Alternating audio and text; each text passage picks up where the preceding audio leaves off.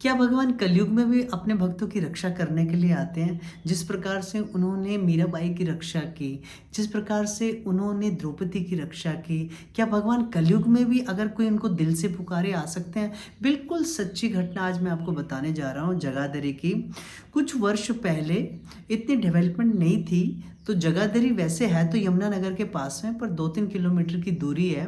पर अब तो जगाधरी बड़ा डेवलप हो गया, उस समय इतना डेवलप नहीं था, तो बीच के रास्ते में ना बड़ा सुनसान एरिया होता था। तो उस समय एक माता जी जिनका बिजनेस जो था वो यमुनानगर में था, रहते वो जगाधरी में थे, मारवाड़ी थे वो। तो माता जी जगाधरी से जो हैं वो यमुनानगर आते थे, तो रिक्शा में आते थे।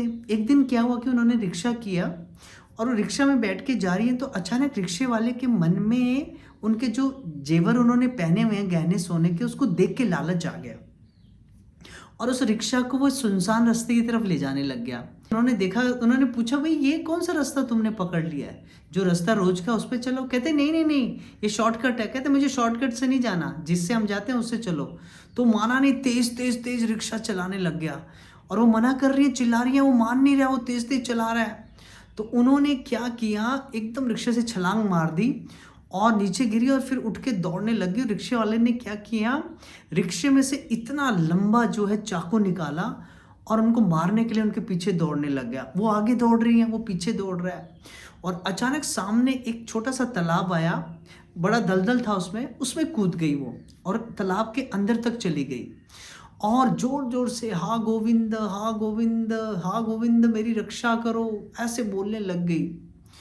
और अगले दिन उस तालाब के पास से जो कुछ लोग जा रहे थे सैर करने के लिए, उन्होंने देखा कि एक लेडी की आवाज़ आ रही है जोर जोर से बोलने की। तो पास में गए तो देखा ये भगवान का नाम ले रही है और बड़े आश्चर्यचकित हुए। वहाँ पर जो लोग थे जो इकट्ठा हो रहे थे, उन्होंने देखा कि वहाँ पर एक सांप उस तालाब के चारों तरफ बहुत तेजी से चक्कर लगा रहा है और जो रिक्शा वाला था जो चाकू लेके माता जी को मारने आ रहा था, उसकी डेड बॉडी पड़ी है साइड पे। यानी रात को हुआ क्या, उस सांप ने उस रिक्शा वाले को काट लिया, माता जी की रक्षा की। तो ये सच्ची घटना अभी कुछ वर्ष पहले की है और ऐसी एक घटना नहीं है, कई घटनाएं हो रही हैं आज भी कलयुग में।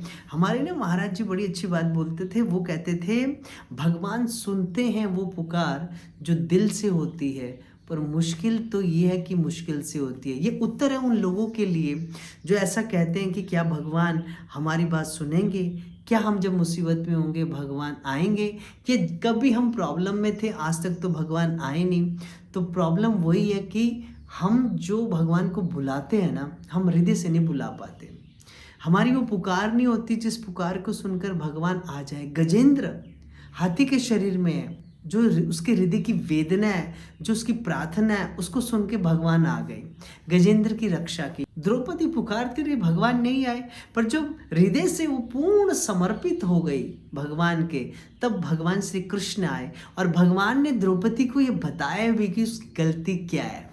वही गलती हम डिस्कस करेंगे। एक्चुअली क्या है कि हम लोगों को कई बार पारिवारिक कष्ट हो जाता है, स्वास्थ्य में कोई प्रॉब्लम, हेल्थ इश्यूज हो जाती हैं, ठीक है, बहुत इलाज करा रहे हैं, बीमारी ठीक नहीं हो रही है, हर तरफ से हमारा पैसा बर्बाद हो रहा है, बिजनेस सेटअप किया, बिजनेस खराब हो गया, जॉब नहीं लग रही, बच्चों की शादी नहीं हो रही, बड़ी दिक्कत होती है हर तरफ से। तो हम क्या बोलते हैं, भगवान हमारे लिए आ नहीं रहे। देखिए पहले मैं एक बात बताऊँ, भगवान इतने फ्री नहीं है।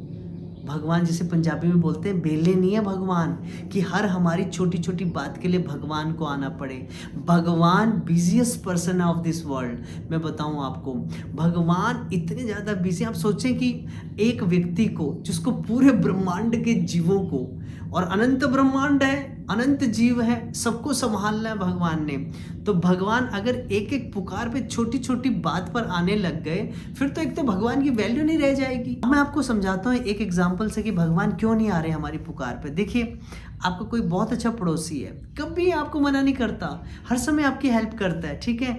अगर आप बात बात पे उसके घर में दरवाजा खटखटाते रहो, दरवाजा खटखटाओ, बहन जी चीनी दे दो, फिर खटखटाओ, चावल दे दो, आटा दे दो, कल आपने जो सूट पहना हुआ था वो दे दो, अपना स्कूटर दे दो, अपनी कार दे दो, आप बार बार उसका दरवाजा नॉक कर कर के बार बार उससे कुछ ना कुछ मांग रहे हो। आप मुझे खुद बताएं कौन सा ऐसा व्यक्ति होगा जो इतना सहनशील होगा कि आपको हर बार देता ही रहे। उसके भी मन में आ जाएगा यार, छोटी छोटी बातों पे मेरा दरवाज़ा नॉक किया जा रहा है, अपनी छोटी छोटी ज़रूरतों के लिए मुझे बुलाया जा रहा है, और जब मुझे कोई प्रॉब्लम आती है तो तब मेरी कोई खोज खबर नहीं ली जा रही। भगवान भी बिल्कुल यही सोचते हैं कि तुम्हारी जो छोटी छोटी दुनिया की इच्छाएं हैं ना, जिनकी कोई वैल्यू है ही नहीं, उसके लेकर तुम मेरे पास आ रहे हो।